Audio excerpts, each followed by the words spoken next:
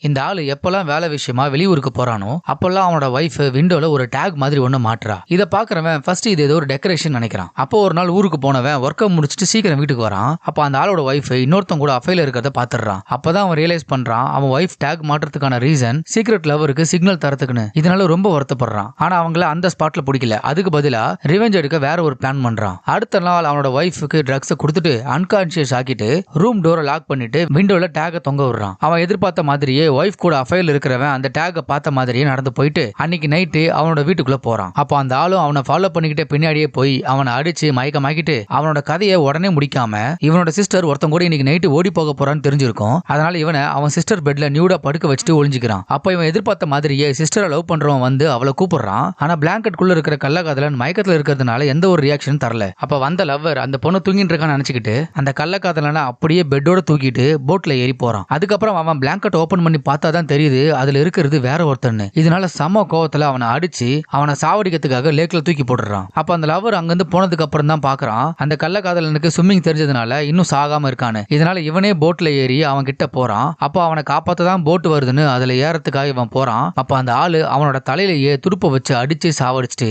அதை சிஸ்டரை லவ் பண்றவன் தான் பண்ணான்னு செட்டப் பண்ணிடுறான்.